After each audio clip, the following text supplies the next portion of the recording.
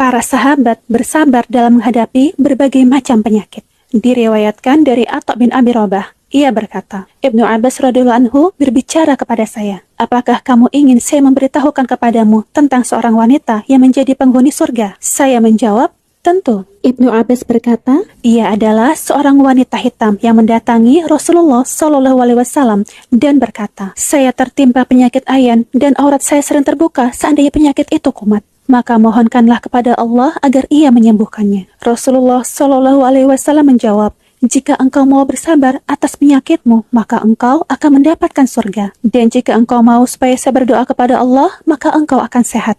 Wanita itu menjawab, saya memilih untuk bersabar. Akan tetapi, mohonkanlah kepada Allah agar aurat saya tidak tersingkap saat kumat.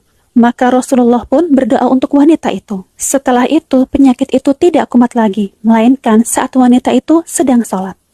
Para sahabat juga bersabar ketika kehilangan anaknya.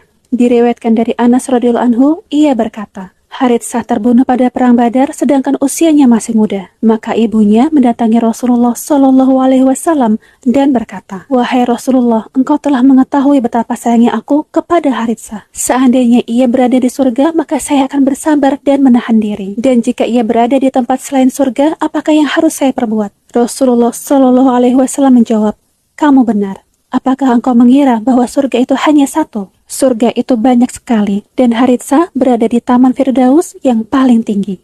Diriwayatkan dari salah seorang tabi'in, ia berkata, Syuraih Al-Qadi mendengar ketika saya mengeluhkan sebagian hal yang menyedihkan saya kepada seorang teman. Lalu ia memegang tangan saya dan mendekati saya seraya berkata, wahai keponakanku, janganlah engkau mengeluh kepada selain Allah. Karena barang siapa yang mengadu kepada Allah tidak akan merasa asing dari teman ataupun musuh. Adapun teman, maka ia akan menenangkan kesedihanmu. Sedangkan musuh, ia akan bergembira atas kesedihan yang menimpamu. Lalu Syuraih melanjutkan, lihatlah mataku ini. Demi Allah, aku belum pernah melihat seseorang atau jalan keluar sejak 15 tahun lalu. Akan tetapi, saya tidak pernah memberitahukan tentang hal ini kepada siapapun kecuali engkau pada saat ini. Bukankah engkau pernah mendengar ucapan dari salah seorang hamba yang soleh? Sesungguhnya hanyalah kepada Allah aku mengadukan kesusahan dan kesedihanku. Surat Yusuf ayat 86. Maka jadikanlah Allah SWT sebagai tempat mengadumu. Tempat engkau mengadukan segala kesedihan dan bencana yang menimpamu. Karena Allah lah tempat memohon yang paling dekat dan maha pengasih. Rasulullah SAW bersabda, Allah berfirman dalam hadis qudsi, jika aku menguji hambaku dengan kedua indera yang dicintainya, lalu ia bersabar, maka aku akan menggantikannya dengan surga. Maksud dari kedua indera itu adalah kedua mata. Apa sebab adanya cobaan bagi kaum beriman? Imam Al-Harits menjawab, cobaan itu ada 3 tingkatan. Cobaan bagi orang-orang yang mencampur adukan antara kebaikan dan keburukan. Mukhlitin, maka cobaan itu merupakan siksaan dan hukuman. Cobaan bagi kaum pemula dalam melakukan kebajikan. Musta'nifin, yang dimaksudkan untuk mencegah perbuatan kriminal. Cobaan bagi kaum yang bijak. Arifin, yang dimaksudkan sebagai sarana ujian tahap selanjutnya.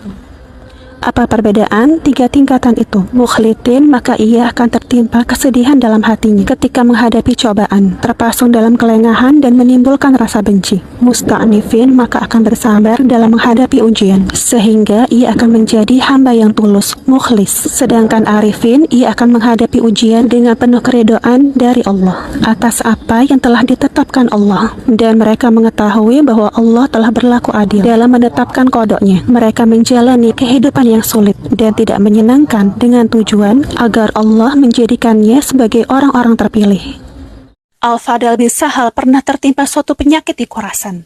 Ketika ia telah sembuh, orang-orang pun mengucapkan selamat atas kesembuhannya. Tapi ia justru berkata, sesungguhnya dalam sakit itu terdapat berbagai kenikmatan yang seandainya diketahui bagi setiap jiwa yang berakal. Nikmat itu berupa penghapus dari segala dosa, diberikan pahala, disadarkan dari kelengahan, mengenang kenikmatan ketika merasakan sehat, mendorong untuk bertaubat dan bersodakoh. Dan di setiap kode dan qadar Allah itu terdapat hamba-hamba pilihan.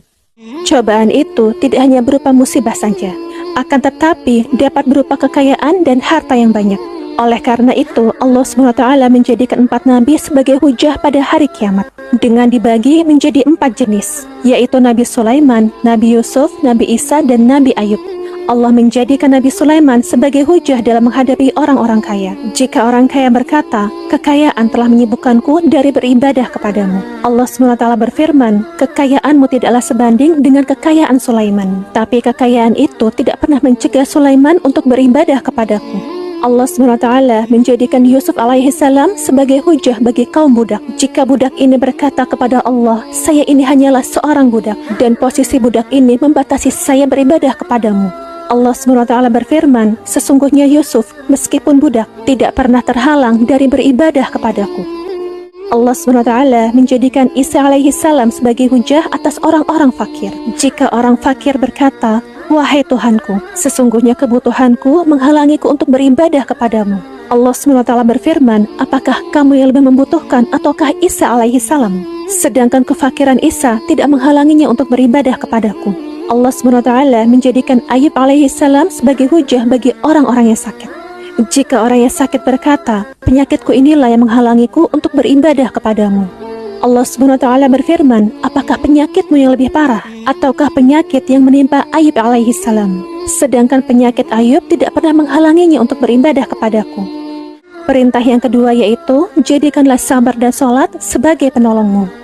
Ibnu Qayyim berkata, sholat adalah pertolongan yang paling besar dalam menghasilkan kemaslahatan di dunia dan di akhirat, dan mencegah dari kerusakan dunia dan akhirat, mencegah dari dosa, obat penawar hati, mengusir penyakit dari tubuh, menyinari hati, mencerahkan wajah, mengaktifkan sendi-sendi tubuh, membuka pintu rizki, menahan dari kezaliman, menolong orang yang teraniaya, membentengi hawa nafsu, menjaga nikmat, mengusir derita, melimpahkan rahmat, dan mengurangi kesedihan.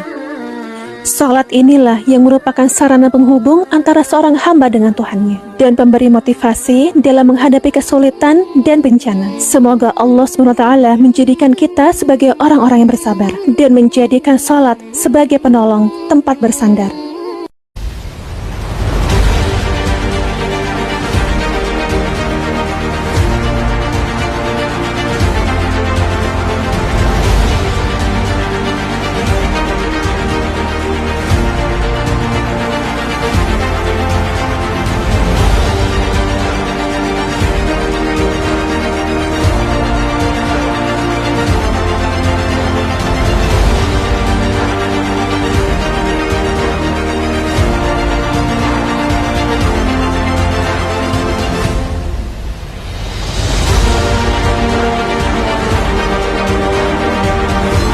See you in the next Makta Memahami Al-Quran Dengan Tafsir.